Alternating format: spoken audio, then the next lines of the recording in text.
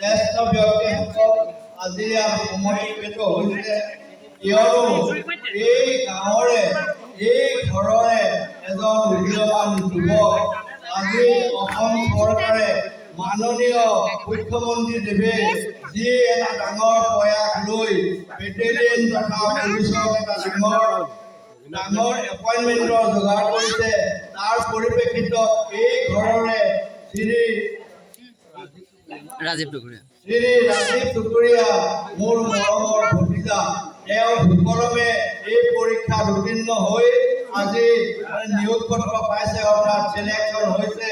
সেইবাবে সকলো যুৱক যুৱতী খুব বেছি আনন্দিত হৈছে, কাৰণ কিয়নো আমাৰ এই অঞ্চলটো অতি পিছপৰা।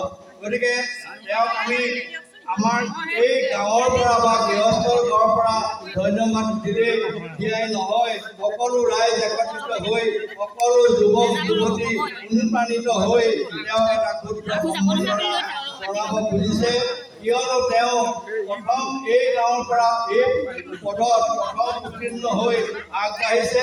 ভৱিষ্যতে যাতে ভৱিষ্যত প্ৰজন্মৰ যুৱক যুৱতীসকলো এনেদৰে অগ্ৰসৰ হ'ব, ইয়াকে কামনা কৰি সকলোৱে মিলি এসাঁজ ভাত খোৱাৰো যোগাৰ কৰিছে আৰু এটা ক্ষুদ্ৰ উপহাৰেৰে তেওঁ সন্মান দিবলৈ আগবাঢ়িছে। তেওঁক আগলৈ আহিবলৈ আমি অনুৰোধ কৰিম।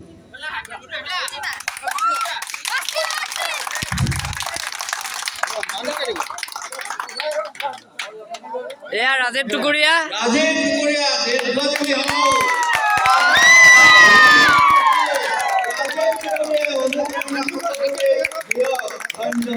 আৰু এখন সপুৰাই আমাৰ গাঁৱৰ এইটো থাকিবি যোনে হাততালি যে মাৰে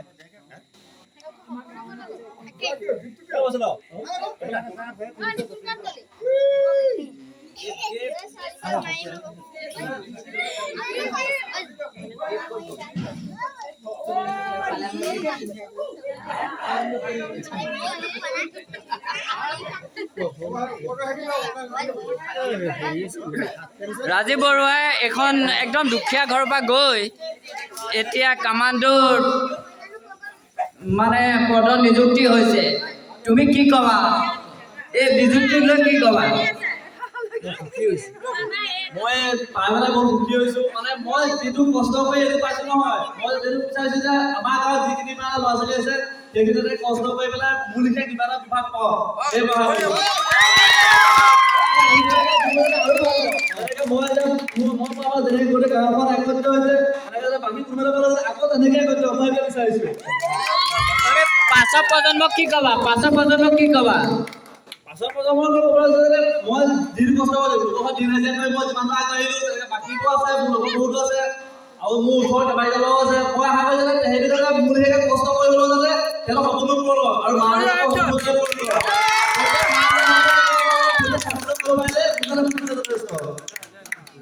আজি ডেটত তুমি মা দেউতাক কি ক'বা?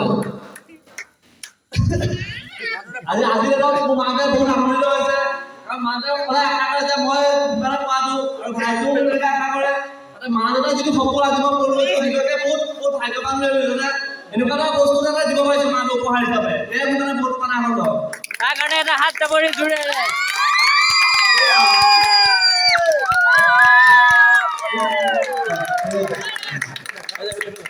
এখন ফুলাম গামোচাৰে তেওঁ সকলোৱে আদৰণি জনাইছে।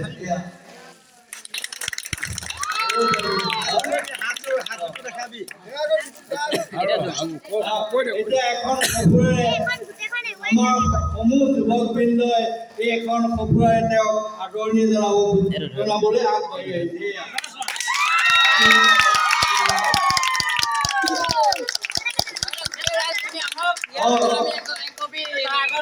মই কথা কৈছোঁ, যিখন আমাৰ মোবাইল যে সেইখন মই মা আগত জনাব বিচাৰিছোঁ।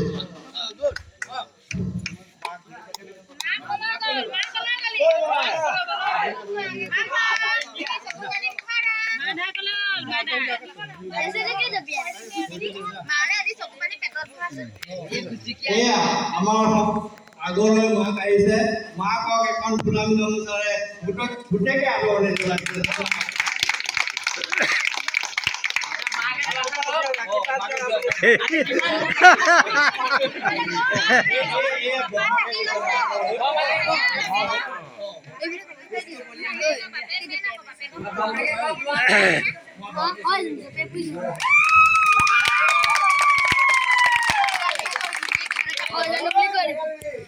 বহুত সুখী হৈছোঁ মোৰ যিমান মনৰ চিন্তা কামনা এতিয়াহে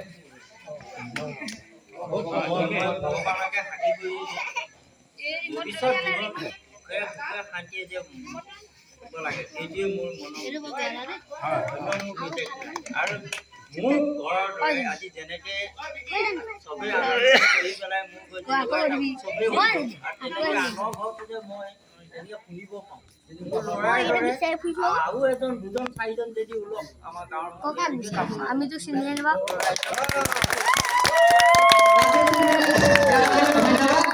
এটা ৰাজীৱ টুকুৰীয়া খুৰীয়েকে ধোৱা ৰাইজে হ'ল ভুল আছে ৰাজীৱ টুকুৰীয়া বৰমাকে ধোৱা গাব ৰাজীৱ টুকুৰীয়া হ'ল চাকৰিটো পোৱাৰ কাৰণে বহুত আনন্দ হৈছে আৰু কষ্ট কৰি কষ্ট কৰি আগবাঢ়ি যায় মই তাকে ভগৱানৰ ওচৰত প্ৰাৰ্থনা কৰিছোঁ আৰু আমাৰ এই ৰাজীৱৰ বহুত কষ্ট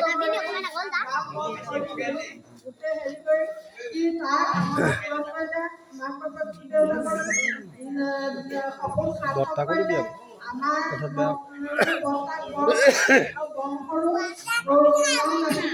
সেইকাৰণে আমি ৰাজীৱ টুকুৰীয়া হয়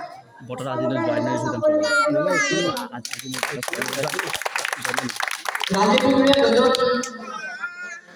এখন ভৰ্তাক আছে আৰু এখন ককাক আছে আমি দুয়োগৰাকীকে ৰাজীৱ টুকুৰীয়া কাষত বিচাৰিছোঁ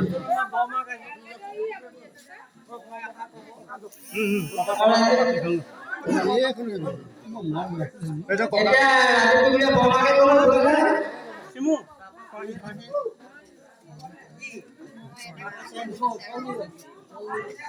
মই যিখিনি কষ্ট কৰি আহিলে আৰু সদায় মানে মানিব হয় বৰ্তাক বৰমাকক ভৰি ধৰি মোক এগছি চাকি জ্বলাবলৈ দিয়ে মই সেই চাকি পোহৰ হৈ থাকক বুলি আৰু যেনেকৈ চাকি জ্বলাই পোহৰ হৈছে তেওঁ পোহৰ তুলি ভগৱানৰ ওচৰত কাঠনে কাঠি প্ৰাৰ্থনা কৰিছিলোঁ ইয়াকে কৰোঁ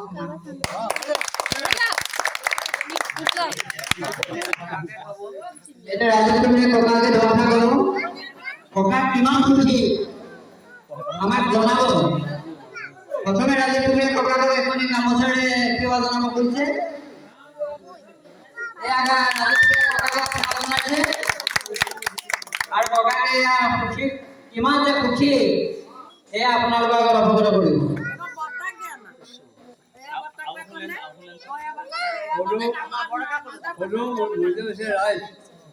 ৰাইজৰ ওচৰত আমি সেৱা ৰাখিছোঁ কাৰণ এই ল'ৰাটো যেতিয়া ওলাই যায় তেতিয়া আমাক এটা সেৱা কৰি গৈছে সেই সেৱাতে মই এটা মোৰ ঘৰত আশীৰ্বাদ দিছোঁ সেই আশীৰ্বাদৰে আজি এই ল'ৰা পোৱালীটোৱে আনন্দ এই আৰু ব্যস্তক আনন্দ দিছে সকলোকে এটা আনন্দ দিছে এই আনন্দৰে তেওঁ চাকৰি যদিও পাইছে অন্তৰখন চাফা হৈ থাকিব লাগে সকলোৰ লগতে তেতিয়াহে তেওঁ বুজি পাব যেতিয়া অন্তৰখন চাফা নহয় কঠোৱা হয় তেতিয়াহ'লে তেওঁ আনৰ পৰা মন চলি নাপায় কেতিয়াও নাপায় কাৰণ তেওঁ অন্তৰ লাগোলা এটা কথা কৈ গ'ল যে এই মধ্যপ্ৰদেশ ৰাইজৰ মাজত যোনখিনি মোৰ লগৰ আছে সেইখিনিও আগবাঢ়ি যাওক মই তাৰ কাৰণে কৈ গৈছোঁ সেইটো আমি মানি লৈছোঁ কিন্তু আজি এই ল'ৰাটো যেতিয়া চাকৰি নাপাই পেলাই নিজৰ মংগল ভাঙিবলৈ আমাৰ অন্তৰে কান্দিছে প্ৰভু কি কৰিলে কি হ'ল অন্তৰত পিছে আজি নালাগে হ'ব আজিহে অন্তৰখন আমাৰ ভাল পাইছে অন্তৰখন চফা হৈছে গতিকে এই ল'ৰা পোৱালীটো আগলৈকে উজ্জ্বল কামনা কৰক সকলো ৰাইজৰ হৈ মই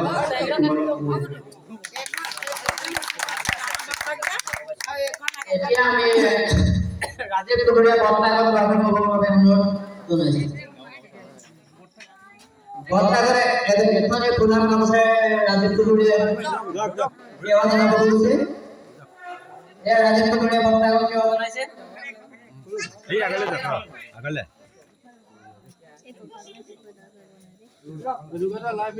টুকুৰীয়া বৰ্তাগত সেৱা জনাইছে আৰু বৰ্তাকে জনাব অন্তৰৰ কথা কিমান সুখী আজি।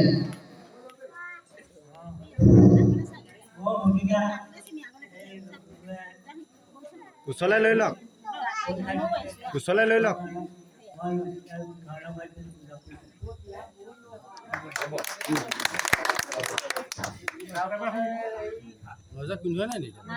আমি এটাই জানো, সফলতা পাবলৈ হ'লে লক্ষ্য স্থিৰ হ'ব লাগিব আৰু এই পথ প্ৰদৰ্শন দেখাইছে ৰাজীৱ টুকুৰীয়ে।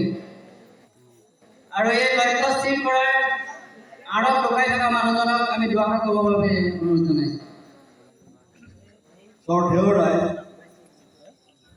আৰু ৰাজীৱ টুকুৰীয়ে বৰ্তাকক এখন প্ৰধান গামোচাৰে সেৱা জনাব। তাৰপিছত আমি দুআষাৰ ক'বৰ বাবে বৰ্তাকক আমি মাইক্ৰফোন সঞ্চাই দিছোঁ।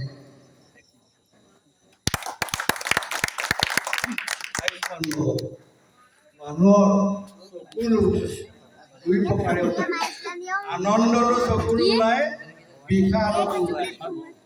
এই আনন্দৰ চকুলো বিষাদৰ চকুলোতকৈ বেলেগ। যেতিয়া মানুহ আৱেগিক হয় তেতিয়াই চকু পানী ওলায়। মই হয়তো আজি মাক দেউতাকৰ যি আনন্দ, সেই আনন্দ প্ৰকাশ কৰিব নোৱাৰে, ভাষায়ো নোৱাৰে, কোনো অংগী ভংগীৰেও নোৱাৰে। এই নিজেহে বুজি পায়। কিয়নো ই আগৰ যেতিয়া ইণ্টাৰভিউ দিয়ে তেতিয়া সফল নহয়, তেতিয়া মোলৈ ফোন কৰি আমি সোধো যে বৰ্তা এই নহ'ল। কিন্তু প্ৰতিবাৰেই আৰম্ভণিৰ পৰা অকল ইয়াকেই নহয়, মই গোটেইকেইটা ল'ৰাকে মোৰ নিজৰ ল'ৰাৰ নিচিনা বুলি ভাবোঁ, অনুপ্ৰেৰণা মই জগাই থাকোঁ যে কেতিয়াও ইংৰাজীত এষাৰ কথা আছে, ছাকচেছ একেলগে একেবাৰতে নাহে। গতিকে তুমি মানে মনটো ভাঙি নেপেলাবা।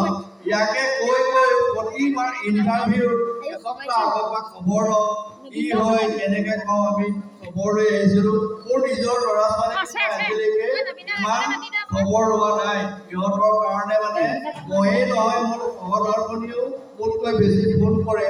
এই কথা আচলতে অৱগত নকৰিলে আপোনালোকে নাজানে, কিন্তু মানে ইমান অন্তঃকৰণে এটাই ভাবোঁ, ভগৱানৰ ওপৰত যেতিয়া আস্থা থাকে মানুহৰ, এই কৰ্ম প্ৰেৰণাটো কিন্তু ভগৱানেহে দিয়ে। এটা সাধাৰণ উদাহৰণ দিওঁ, কোনোবা এজনে আপোনাক কাটিবলৈ দাখন মাৰি খেদি আহিলে, ভগৱানে আহি দাখন মানে থাপ মাৰি ধৰিব নোৱাৰে, নধৰে। কিন্তু ভগৱানে কি কৰিব, মানুহজনক সুবুদ্ধি দিব যে তই আঁতৰি দে, বহি দে, নহ'লে পলাই দে। ভগৱানৰ কাম এই ভগৱানৰ অনুগ্ৰহ নহ'লে পৃথিৱীৰ কোনো প্ৰাণীয়ে, মানুহ বাদেই দিয়ক, কোনো প্ৰাণীয়ে জীয়াই থাকিব নোৱাৰে, উন্নতিৰ জখলাত বগাব নোৱাৰে, একো হ'ব নোৱাৰে। আমি কামহে কৰিছোঁ, ফলদাতা ভগৱান। কিন্তু আমাক বুজাইও কৈছে কৰ্ম জীৱনতো অতি ভালকৈ যদি আপোনালোকে নিৰীক্ষণ কৰে দেখা পাব। গতিকে ভগৱানৰ ওপৰত আস্থা মই প্ৰতিটো কথাতে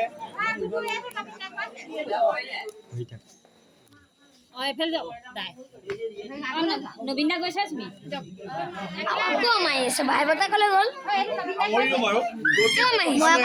ভগৱানৰ ওপৰত আস্থা ৰাখিবলৈ ইয়াক অনুৰোধ কৰিলোঁ। তেওঁ ভৱিষ্যত জীৱন উন্নতি হওক, ভগৱানে সুকলমে ৰাখক।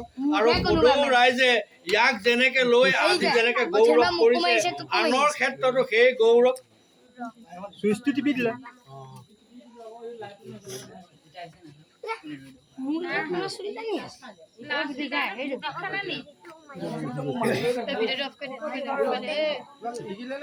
আনৰ ক্ষেত্ৰতো সেইটোৱে হওক।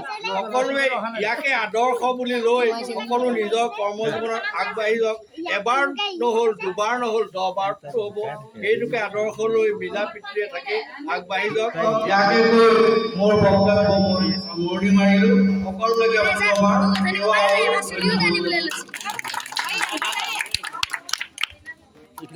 এটা বৰ্তাকে সুন্দৰভাৱে উপস্থাপন কৰি জীৱনৰ সফলতা আৰু কাহিনী এতিয়া মধ্যবিত্ত গাঁৱৰ হৰি মন্দিৰৰ জ্যেষ্ঠ জনক ৰাজীৱ টুডুৰীয়ে সেৱা জনাব খুজিছে। তেখেতক আমি আগবাঢ়ি আহিবৰ বাবে অনুৰোধ জনাইছোঁ। এয়া ৰাজীৱ টুডুৰীয়ে গাঁৱৰ মুখীয়াজনক সন্মান জনাইছে। তেওঁ যাত্ৰাপথ মংগল হওক তাৰে কামনা কৰিছোঁ। তেখেতে আমাক দুআষাৰ ক'ব।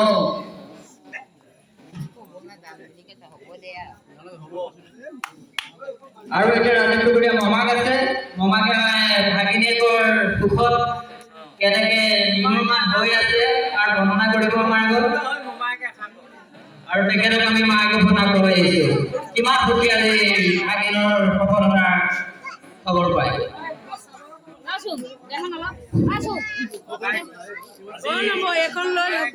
উপস্থিত সমূহ মধ্যবিত্ত ৰাইজ, আচলতে আজি বহুত আনন্দৰ দিন বুলিয়ে কওঁ। সকলো মধ্যবিত্ত ৰাইজে আজি যেনেদৰে মোৰ ভাগিনক সহায় সহযোগ উৎসাহ দি আহিছে তাৰ কাৰণে মই আপোনালোকক কৃতজ্ঞতা জ্ঞাপন কৰিছোঁ।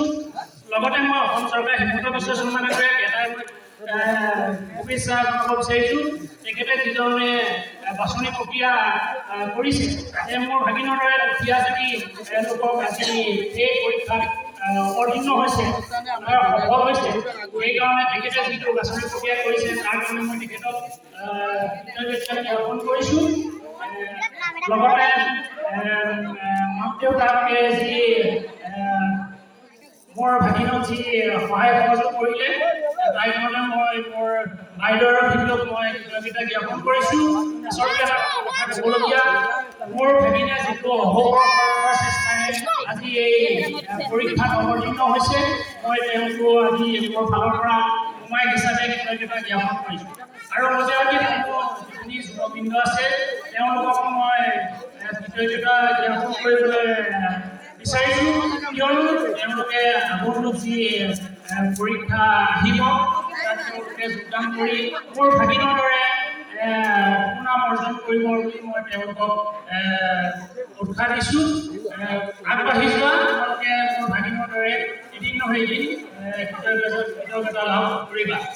ইয়াকে কয় মই মোৰ সামৰিম। ইমানতে ধন্যবাদ জনাইছোঁ। এতিয়া ৰাজীৱ টুডুৰীয়াৰ লগত সকলোৱে কবি চেলফি লৈ ইমানতে আমাৰ এই অনুষ্ঠান সামৰণি মাৰিছোঁ। ধন্যবাদ। জয়